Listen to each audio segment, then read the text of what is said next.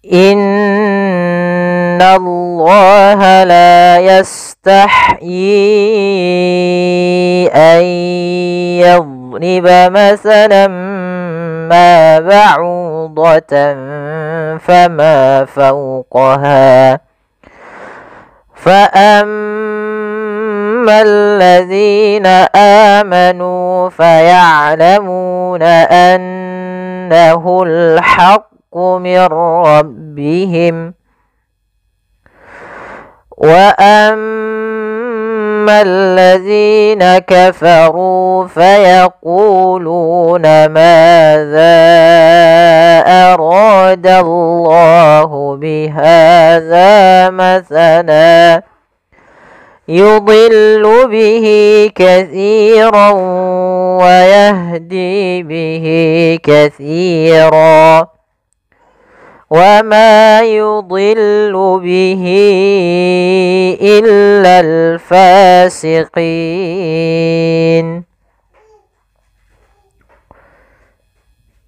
Pada lafal innallaha, di sini ada bacaan kita namakan dengan bacaan gunnah pada lafal nun yang berharakat tasydid.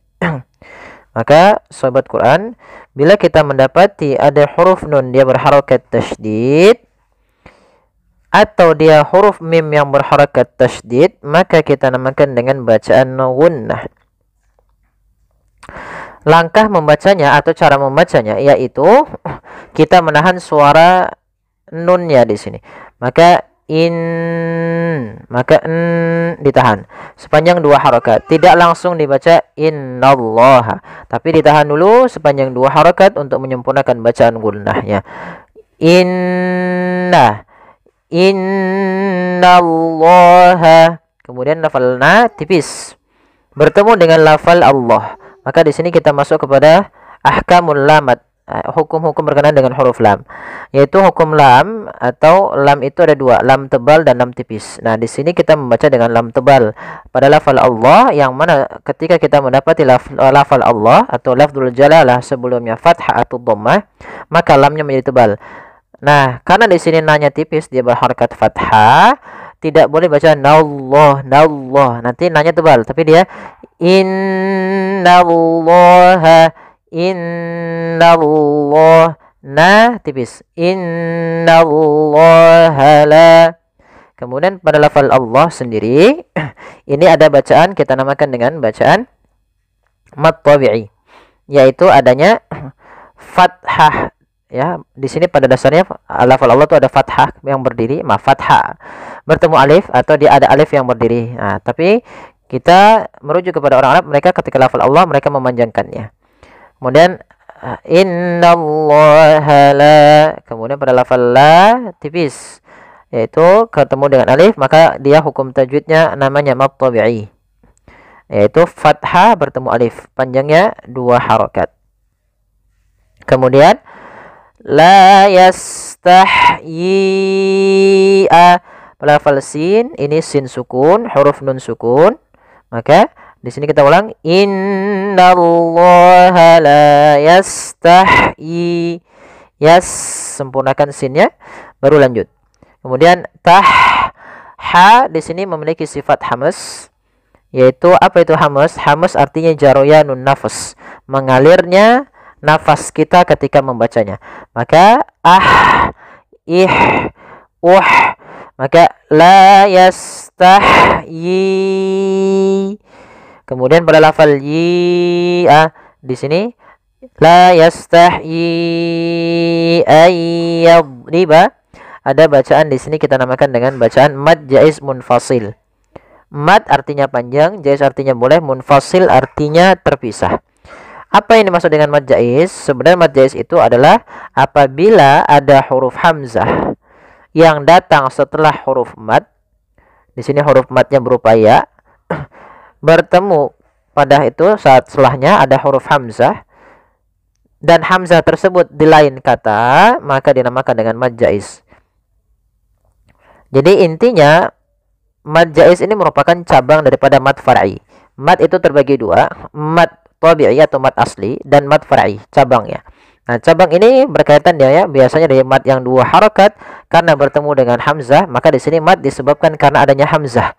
Maka mad bisa babil hamzah. Mad far'i terbagi 2, mad bisa babil hamzah dan bisa babil sukun. Dengan sebab sukun. Ya, di sini kita sebab hamzah, yaitu adanya awalnya yi 2 harokat bertemu hamzah, maka menjadi 4 harokat. Maka bacanya adalah la yastahyi ayyadriba. Kemudian berlafal ayya. Di sini ada nun sukun, maka dia berkaitan dengan hukum tajwid. Nun sukun bertemu dengan huruf ya. Maka apabila ada huruf nun sukun atau tanwin an, in, un, maka cara membacanya kita masukkan suara nun ini ke huruf setelahnya. Kalau di sini hurufnya adalah ya, maka masukkan nunnya kepada ya sehingga nunnya hilang, tinggal ya-nya. Ayya. Langsung ditasdidkan dia seakan-akan ya-nya 2. Itu ya sukun dan ya yang bertasdid. Ayya. Kemudian langkah kedua, karena di sini kita makan dengan idgham bi gunnah, maka kita tahan disertai dengan gunnah. Gunnah itu menahan, dengung. Maka ayya. Kemudian pada lafaz dhad di sini dhadnya tidak boleh memantul. Nah, kesalahan yang terjadi adalah memantulkannya. Contoh ayyadriba, ini mantul. Harusnya ayyadriba. Ya, dia huruf dhad ada satu sifat yang dia khusus untuk huruf dhad, yaitu sifat istitalah, memanjang dhadnya ketika dia sukun. Ayyadriba masala, dan tidak boleh memantul. Kemudian pada lafal ayyadriba masalam ma, ada fathatain bertemu dengan huruf mim. Maka apabila ada fathatain an, in, un atau nun sukun bertemu mim, ini awalnya masalan kita baca dengan lan. Karena bertemu mim, tanwinnya masuk kepada huruf mim, tinggallah bunyi suara huruf min. Maka masalam ma, ya, kita namakan dengan idgham bi gunnah pula. Ya, kemudian caranya adalah kita tahan dulu mimnya. Masalam ma. Kemudian pada lafal ma ada mad tabi'i. Ada mad tabi'i, yaitu fathah bertemu dengan alif, panjangnya 2 harokat. Kemudian ba'udatan fama. Maka di sini au ada dhammah di lafal au bertemu waw. Ini kita namakan dengan mad tabi'i pula, yaitu panjangnya 2 harokat. Kemudian pada lafal ba'udatan fama ada fathatain bertemu dengan fa. Ini berarti berkaitan masih dengan hukum nun sukun dan tanwin, yaitu apabila ada fathatain, kasrotain atau dia tanwin istilahnya bertemu dengan huruf fa, maka ini kita namakan dengan bacaan ikhfa. Cara membacanya adalah menyamarkan suara tanwinnya kepada huruf fa. Ikhfa menurut para ulama definisinya adalah membaca di antara izhar dan idgham. Kalau izhar itu jelas suara tanwinnya an, in, un. Kalau ban, bin, nah, gitu. Tapi kalau idgham misalkan tanwinnya hilang, masuk kepada huruf setelahnya. Makanya contohnya masalam, hilang tanwinnya. Sedangkan ikhfa masih menyisakan ya antara bunyi nunnya tapi disamarkan kepada makhraj huruf setelahnya. Maka ba'udatan seakan-akan ada ng tapi bukan. Karena dia ikhfa. Ba'udatan fama fawqaha. Kemudian pada lafal ma ada mad tabi'i, yaitu fathah bertemu alif, panjangnya 2 harokat. Fau, di sini ada bacaan lin, yaitu adanya fathah bertemu dengan huruf waw, maka dia dibaca dengan lembut.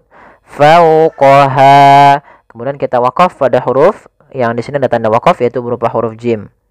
Pada lafal ha sendiri, ini ha besar adanya mad tabi'i, yaitu fathah bertemu dengan alif. Baik, kita coba ulang secara utuh ayatnya. Ya.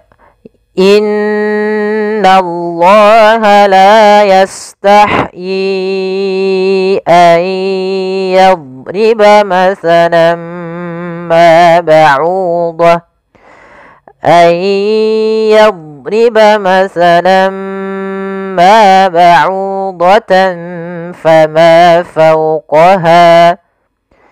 Ya, baik. Kemudian pada lafaz fa ammal ladzina amanu, di sini pada lafal fa amma, di sini ada bacaan gunnah, yaitu adanya huruf nun ya, maaf, ada hanya huruf mim yang berharokat tasydid.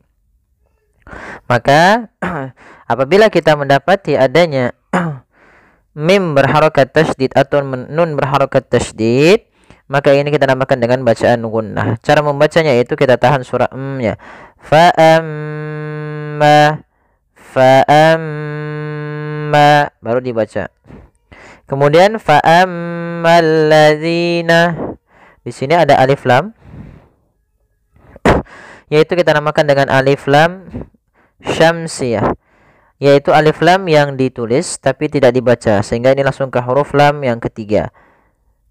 Ya, al ketemu lam, maka bergabung menjadi lam yang ditasydidkan. Maka fa ammal ladzina. Kemudian di sini pada lafal zina, hati-hati dalam melafalkan huruf zal, jangan sampai terbaca dengan huruf zai. Ini yang sering terjadi kesalahan adalah mengganti dengan huruf zainya. Hati-hati. Agar sempurna dari makhraj dan sifatnya adalah ujung lidah kita tempelkan dengan gigi seri atas, agak kita keluarkan sedikit sehingga berbunyi zi. Maka fa ammal ladzina zina. Kemudian pada lafaz zi sendiri ini ada mad tabi'i ditandai dengan harokat kasrah pada huruf zal bertemu dengan huruf ya setelahnya yang disukunkan.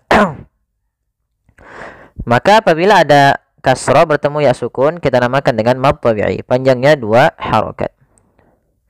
Kemudian pada lafal amanu ada bacaan mad badal pada lafal amanu. Apa itu mad badal? Mad badal adalah mad yang terjadi apabila ada huruf hamzah bertemu dengan huruf mad setelahnya. Nah, karena di sini huruf madnya itu berupa alif dan sebelumnya fathah, ini maka mad badal dengan huruf alif. Nanti ada dengan waw atau dengan huruf ya. Maka panjang untuk mad badal sendiri 2 harakat sebagaimana mad tabi'i. Kemudian manu amanu pada lafal nu ada mad tabi'i yaitu dhammah bertemu waw, yang dimana di sini dipanjangkan 2 harakat. Untuk alif yang ditandai di sini di warna abu-abu, alifnya dianggap tidak dibaca. Kemudian faya'lamuna annahul haqqu mir rabbihim. Kemudian faya'lamuna annahul haqqu, sifat ain, sifat bainiyah, ya, yaitu di antara bacaan atau sifat syiddah dan sifat rokhawah. Syiddah itu dia tertahannya suara, rokhawah mengalir suara. Maka ain jangan terlalu dialirkan suaranya, tapi tidak juga ditahan. Maka faya'lamuna, seperti itu. Kemudian pada lafal muna ada mad tabi'i yaitu dhammah bertemu waw, panjangnya 2 harakat. Kemudian annahul, di sini ada nun berharakat tasydid, kita namakan dengan bacaan gunnah. Maka apabila ada bacaan gunnah atau nun yang ditasydidkan, itu kita namakan dengan bacaan gunnah. Maka sebagaimana tadi mim, apabila ada mim berharakat tasydid, nun berharakat tasydid, maka dinamakan dengan gunnah. Ini sesuai dengan apa yang disampaikan oleh Imam Al-Jamzuri dalam matanya, wa gunna miman thumma nunan syuddida. Dan gunnahkanlah atau dan bacalah mim yang bertasydid atau nun bertasydid dengan bacaan gunnah. Maka cara membacanya tahan dulu n-nya, anna, baru dilepas. Annahul haqqu mir rabbihim. Kemudian pada lafal al-haqqu di sini ada alif lam, maka ini kita namakan dengan alif lam qamariyah, yaitu alif lam yang ditulis dan dibaca dengan jelas. Annahul haqqu mir rabbihim. Ya, kemudian di sini kita al-haqqu, ha kecil dibaca dengan ha, alirkan nafas. Kemudian mir rabbihim. Nah, di sini kami lupa menulisnya, yaitu di sini ada bacaan namanya idgham bila gunnah, yaitu terjadinya ketika ada nun mati atau tanwin bertemu dengan huruf ra. Cara membacanya, masukkan nunnya kepada huruf ra sehingga suara nunnya hilang, langsung terbaca dengan jelas suara ra-nya. Mir ra. Karena dia bila gunnah tanpa disertai dengan gunnah, maka dia tidak boleh ditahan. Mir rabbihim, enggak, tapi langsung saja. Mir rabbihim. Nah, seperti itu. Kemudian bila kita lanjut kepada ayat selanjutnya, misalnya annahul haqqu mir rabbihim wa ammal ladzi. Nah, maka di sini mimnya menjadi bacaan idhar syafawi. Apabila kita waqaf, maka kita selesai. Tapi ketika kita bersambung, maka di sini ada bacaan idhar syafawi, yaitu membacanya suara mimnya harus dibaca dengan jelas. Kapan terjadinya idhar syafawi? Yaitu apabila ada huruf mim mati bertemu dengan seluruh huruf hijaiyah kecuali mim dan ba, maka dia dinamakan dengan idhar syafawi. Kita lanjutkan. Wa ammal ladzina kafaru fayaquluna madza aradallahu bihadza masana. Ya, kita berhenti karena di sini ada tanda waqaf berupa huruf mim. Maka perhatikan di sini wa kembali lagi ada bacaan gunnah, yaitu ketika huruf mim berharokat tasydid maka dibaca dengan bacaan gunnah. Cara membacanya, suara nya ditahan 2 harokat. Wa amma. Kemudian wa ammal ladzina, sama seperti di atas, yaitu di sini ada alif lam syamsiyah. Alif lam syamsiyah yaitu alif lam yang ditulis tapi tidak dibaca lamnya, sehingga langsung ke huruf lam yang kedua, yaitu karena dia alif lam bertemu dengan lam maka ditasydidkan di huruf lamnya. Kemudian pelafal alladzina, di sini zi hati-hati jangan dibaca dengan zai. Kemudian pelafal zi sendiri ada hukum tajwid berupa mad tabi'i, yaitu kasrah bertemu ya sukun, panjangnya 2 harokat. Kemudian kafaru ada dhammah bertemu waw, mad tabi'i. Alif ditandai dengan sifar mustadir di atasnya atau lingkaran kecil di atasnya, berarti alifnya dianggap tidak ada. Ditandai juga di sini warnanya abu-abu. Fayaquluna, pada lafal qu ada mad tabi'i, yaitu dhammah bertemu waw. Luna, dhammah bertemu waw, mad tabi'i kembali. Kemudian maka harus panjangnya sama, ru, ku, lu sama. Kemudian ma, pada lafal ma sama. Di sini ada mad tabi'i, yaitu adanya fathah bertemu dengan alif, panjangnya 2 harokat. Kemudian madza aradallahu, pada lafal dza, di sini ada bacaan mad jaiz munfasil, yaitu apa mad jaiz munfasil? Mad jaiz munfasil terjadi apabila ada huruf hamzah yang datang setelah huruf mad, kemudian ditandai biasanya dengan tanda seperti ini, seperti bendera kecil atau misalnya dia pedang. Nah, ini menandakan dia panjangnya adalah 4 harokat atau 5 harokat.